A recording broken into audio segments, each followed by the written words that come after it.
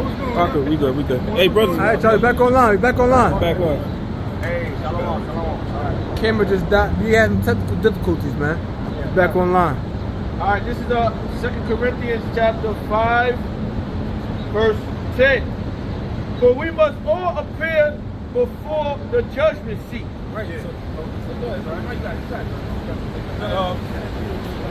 It's not like we got one For 2 Corinthians chapter 5, verse 10. For we must all appear before the judgment seat of the Hamashiach. give account that the scriptures use scenarios to where we will understand how it would play out. Now, this doesn't physically come into heaven. We don't sit before the Heavenly Father. But it gives you scenarios of like where man can understand. Like how you would go to the court and you would sit and get judged.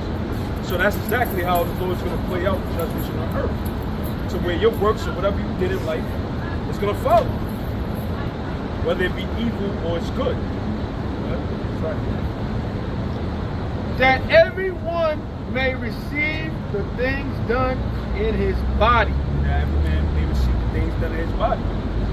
So if you don't keep these laws, statutes, commandments, you are liable with the condemnation that was spoken about in the scriptures.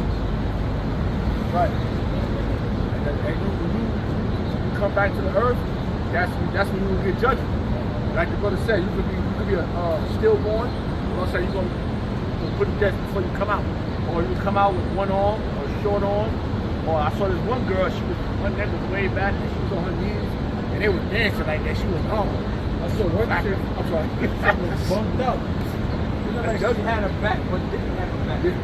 Don't talk, it was like this, it was like up here, yeah. It was like down here, kind of like judgment. It was bumped up, man. I said, everybody gets, like what they say, everybody gets judged on the earth. You come back, you play out your judgment. I'm sorry.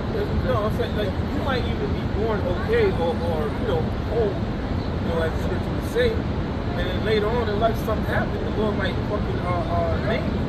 Like, years ago when I was younger, I was at a party, and this one girl, man, fucking drop dead gorgeous, man.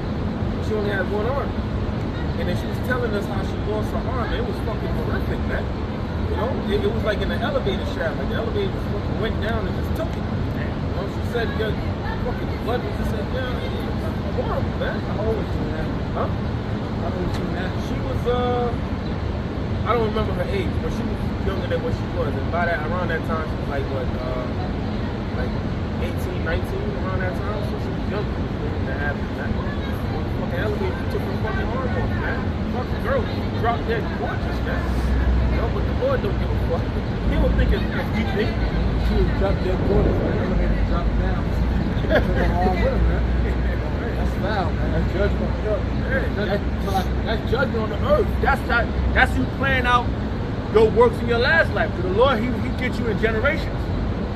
Alright? The third and fourth generation. So what you did in your past life, you don't remember.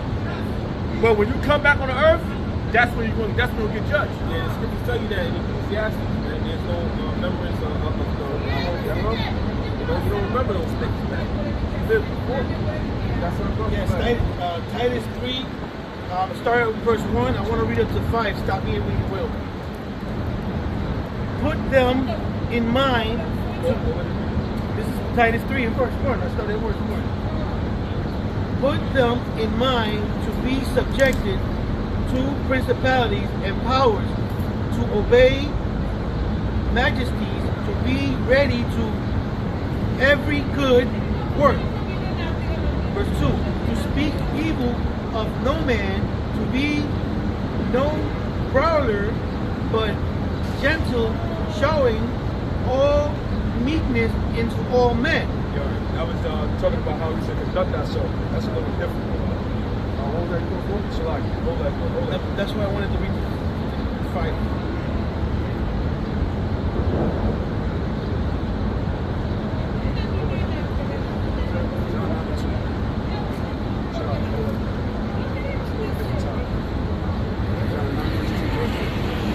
John chapter 9. John chapter 9 verse 2.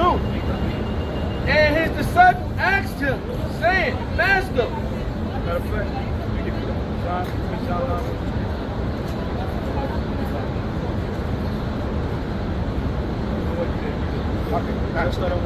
Alright, John chapter 9, verse 1. And answer Yahweh shall please by he saw a man which had John chapter 9, verse 1. And as Yahweh shall pass by, he saw a man which was blind from birth, from his birth. So Yahweh shall pass by, and he seen a man that was blind since he was born. And his disciples asked him, saying, Master, who did sin? So he said, Master, who did sin? Because the man was born blind. Like we were just talking about, certain judgments, certain things you've done in your past, you get your reward, whether it be bad or good, when you're born again. And you can give me,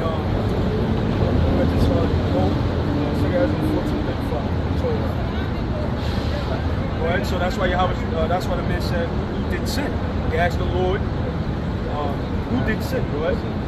Master, who did sin? Right. This man or his parents? So he said, who sinned? Him or his parents? That this man should be born blind. Talking about his past life. So yes, regeneration or reincarnation is in the Bible. You do come back in the flesh.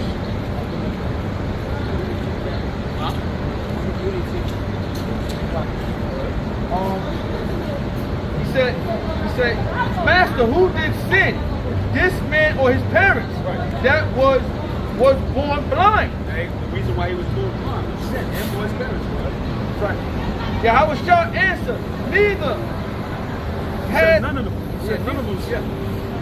Neither had this man sinned nor his parents. Because they understood at that time that back then that you died and you came back in the flesh and you had certain ailments or disabilities, we call it, is because of a sin that you did. Go ahead. Think about it real quick. Notice, he said, if he said him or his parents that he was born blind, how could he have sinned that he was born blind? He was born that way. That obviously implies reincarnation. Because he didn't commit sin since he was born. But he would commit sin. No. That he was born like that. I mean, what, did he commit sin in the womb? Maybe when his mother ate pork, he ate some of it. Come on, man. That's not reincarnation. It's real. Right. Salaki, neither, Yahweh shall answer, neither has this man sinned nor his parents, but that the work of Yahweh shall be made manifest in him. So that was the reason why he was blind, because he wasn't blind because of sins he committed in his past life. He was blind because Yahweh shall want to do a work to prove a miracle that he was the son of the Most High. See, so you do get punished for the things that happened in your past life. And we got that second Ezra 14:35. Second Ezra 14:35.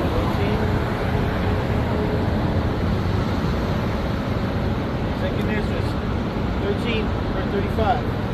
For after death shall the judgment come. For after death shall the judgment come. So after death, the judgment comes. So that's when the judgment plays out. So the sins that you commit, you'll get it after your death. Or sometimes you can get it while you're alive. But judgment usually happens after the day of your death. When we shall live again. You shall live again. So when you come back in the flesh, that's when the judgment's going to happen. And that was the lay back on how Esau did a lot of treacherousness. He's going to receive his judgment in the kingdom, not now. Or some of it now. That's the reason why Ecclesiastes says, and I saw under the sun. Got that right here. All right. Ecclesiastes. Under the sun. Yeah. Right. Ecclesiastes chapter 2 verse 15. That which has been is now, and that which is to be has already been. And Yahweh require that which is past. And the Most High requires things in the past. So like a federal indictment charge, the Most High holds you guilty. He builds the case, and then he executes judgment. That's how our Heavenly Father works. It's not all love, peaches and cream, a turn of and cheek. He's going to forgive all transgressions and wickedness. He builds a case, then he judges you. Like a judge, you go to the court case, they read out what you did wrong, and you receive a punishment for that. So that's how the Heavenly Father does people. And not only people, but nations. What's that? Right now. All right, this is Ecclesiastes chapter 3, verse 15. I read a verse up. And verse 15. And moreover, I saw under the sun a place of judgment. What's under the sun? Right. Judgment. Fire. Place of judgment. Wouldn't that be hell? Don't you go to hell to serve your judgment? Yeah, right? So wouldn't that be hell? Exactly. So under the sun, a place of judgment. Because when you die, you go into the heaven, and the Most High cash out when you go through, when you come back to the earth. Under the sun, a place of judgment. What you think it is, man? If it's not talking about the earth, where do you sit at? Do you sit in heaven? You sit on earth. So if you sit on earth, why not you study your judgment in? Right. The hell? Makes sense, right? Makes sense, idiot. Why do you think that? Case in point, if somebody committed adultery and they was put to death, where they can judge that? On earth. What are you gonna do? Oh, he committed adultery? All right, man. What you go to heaven? What you die? No, you're gonna put him to death. That's where you see the judgment. I saw under the sun a place of judgment. I saw under the sun of the earth a place of judgment. Right. And moreover, I saw under the sun the place of judgment, that wickedness was there, and a place of righteousness. So wickedness is there, and the place like wait a minute. It's not even wickedness and righteousness is both under the sun. They ain't saying righteousness is up out in the heaven, and wickedness is in hell. I saw under the sun the place of judgment, and wickedness and righteousness is there. Right? And you have wickedness and righteousness on earth, because in hell supposed to be a place of righteousness, and hell supposed to be a place of wickedness. Why would it say righteousness, righteousness, and wickedness go together? Because this is a place, a condition. Hell, you're going through hell on the earth, you're not burning. This is us going through hell. And righteousness is here too. This is the wicked society. So you are in hell. You're in a bad condition under Esau. So you're in a bad condition because you know why? The Lord is judging you, and only the righteous get out of this wicked place. Ezekiel 18 and 20. The soul that sinneth, it shall die. Yo, so when it says, who sinned, this man knows the parents. Go over there. When it says the soul that sinneth, it shall die. Now we go to John 9 and 2. You know why you can't ask that question.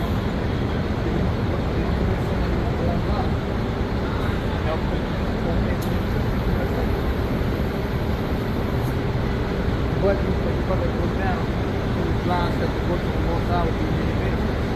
There's that verse one you got it back. The Son shall not bear the iniquities of the Father, neither shall the Father bear the iniquities of the Son. The righteousness of the righteous shall be upon him, and the wickedness of the wicked shall be upon him. Yeah, so that's a good point of where, like in Esau's case, Esau say, well, my ancestors did it. But technically, you are your ancestors. You're coming back because you have to be judged for the wrongs that you've done. And every man gets punished for their work. So you got one.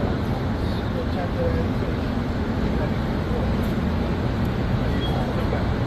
14 minutes. Second Ezra 14 and 35. For after death shall the judgment come, when we shall live again. Right? So you're going to come back in the flesh, right? And then shall the names Yeah, of because the you have certain situations where, you know, you always know somebody in the family that their great-great-grandfather or their great-great-grandmother, and you looking at them like, damn, they kind of look alike. Like a spit image of their great-grandfather. Because I got an aunt that looks like her great-grandmother. Spit image. Like at the same age, they look exactly alike. A lot of times that's them coming back in the flesh. It could be. It could be. You're not saying it could be because your grandmother could be alive and you could be alive and y'all both looking like y'all was 15. Does that mean you and her? No. You know what I mean? That's genetics. Because what if somebody like what if a guy like their great grandmother? I mean, he's his great grandmother coming back in reincarnation. Oh yeah, see, that's great grandmother. That's why you was in that same body in 1940. You know what I'm saying? You know what I mean? But you know, when you come back in reincarnation, that's a spiritual thing. You remember necessarily look how you look back then. You don't really have to. That's not really necessary.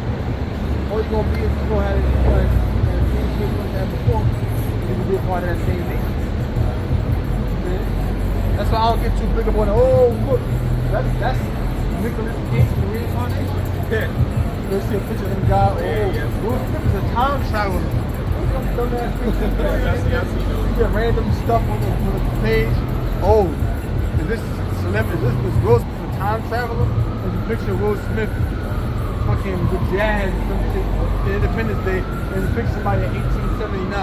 Hey, that's a nigga look like Will Smith. That's it. And the Egyptian painting that look like Michael Jackson. Yeah. Yeah. Get his damn nose off, man. The hieroglyphics, man. Yeah, the hieroglyphs, yeah. That look like Michael Jackson.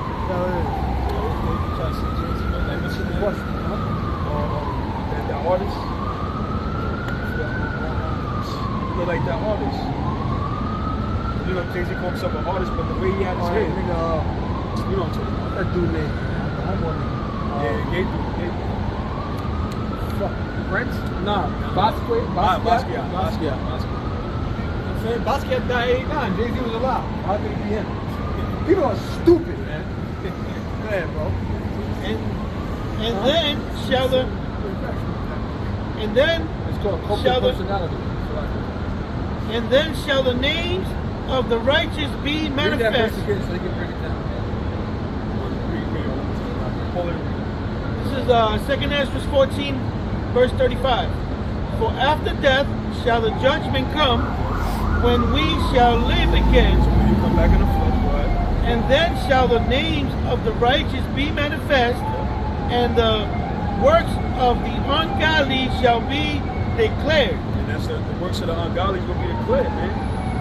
So when we get crowned, you know, the elect gets crowned, the works of the ungodly is going to be declared. You see? And all the wickedness that people did in this lifetime is going to be judged. You're going to be judged here and in the kingdom when you live again. And that's when Esau is going to receive his true judgment, which is slavery and a slaughter according to the Bible. You see? What? That was it. You got something? Yeah. This is Ecclesiastes chapter 12, verse 13.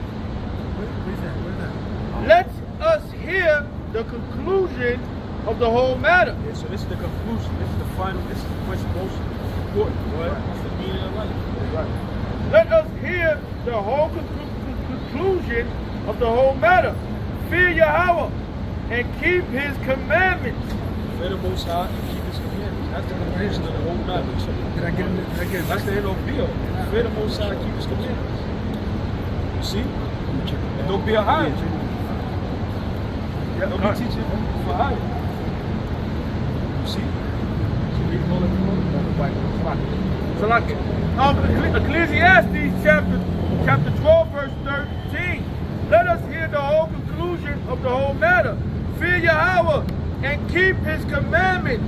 Yeah, fear the Most High, keep his commandments. See? So that's the whole point. So let's get let's get into some of what's going on right now. Let's get into some prophecy what's going on about hyperinflation and things of that nature, the gas prices, and how they want to raise interest rates. Because right now, America's in an economic turmoil. We are in a depression. It hasn't been a Great Depression yet. We're in a recession, but it's soon going to be a Great Depression.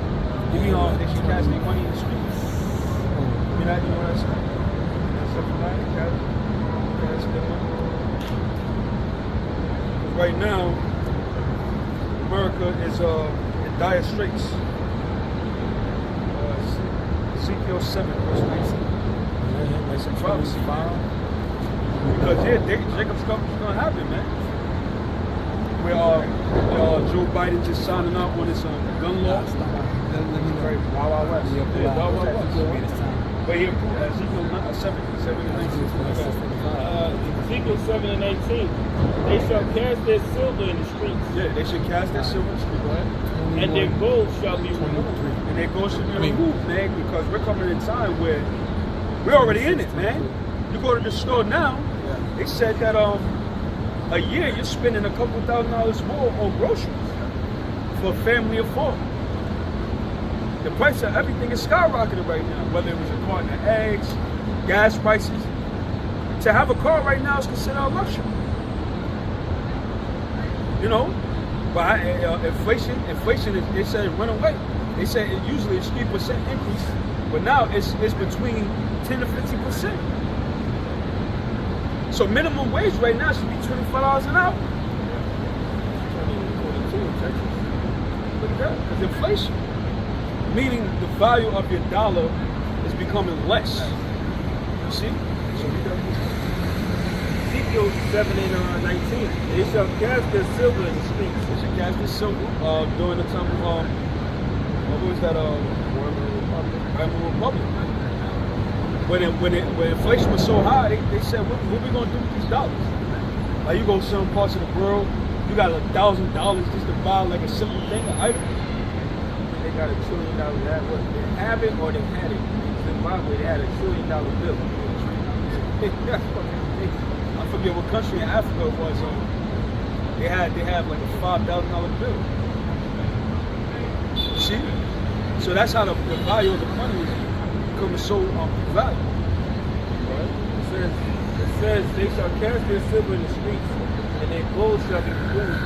Their silver and their gold shall not be able to deliver them in the day of the wrath of the Lord. Yeah, because they figure that all this money, they can put aside all this money, it's going to deliver them from that times. Right now, we're going through a global economic crisis, man. Supply chain shortages, famines, you see, that most people are not talking about. How there's no Similac on the shelf. You should be drinking that shit anyway. Or how there's a shortage of tampon. Yeah, baby food. Don't better not be drinking no damn Similac. Nobody should drink that. You must go to breastfeed. Yeah, it's too damn lazy. And undisciplined. And they want to smoke cigarettes and smoke. You wonder why some of these babies come out effed up. And them bitches do that shit and that bad thing.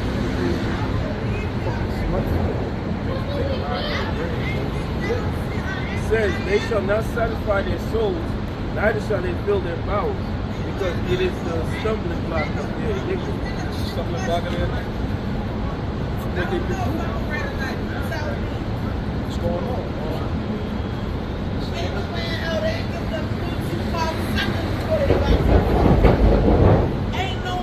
This is Proverbs chapter 11, verse 4. Riches profiteth not in the day of wrath, but the righteous delivering from death. And that's what's going to happen. The righteous will be delivered from death. Because when this all hell breaks loose and this dollar collapses, the Lord is going to guide his men. He's going to guide them. If I go up, it says verse 3. The integrity of the upright shall guide them. this wisdom. But the perverseness of a transgressor shall destroy them. And there's transgression all over it.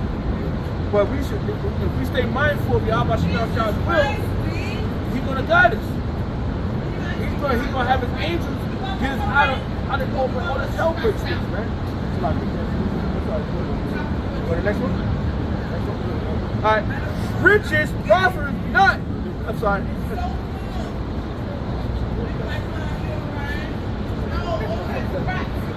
Riches profit.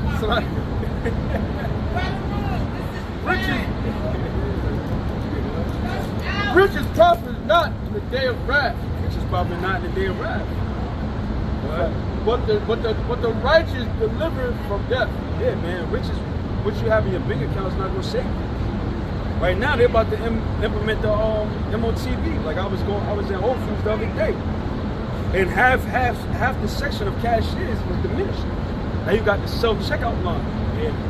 They just installed that in my supermarket around my way. The food is all around my way. And they got a section now with self-checkout. Good. Once they do that, that means they got to cut employees, man. So there's no jobs. And that's what they did with the tolls too at the bridges. You notice ain't no toll booths there no more. You know, all the people had to find new jobs, man. So hey, they getting ready to just say to hell with human beings. It's all about robot, man. Yeah. You know, AI, artificial intelligence. But they ain't gonna get, they ain't gonna get that far, man. Because this society has to go down like every other society. This is not an everlasting kingdom. This is a kingdom that's diminished. Last verse in the break. This is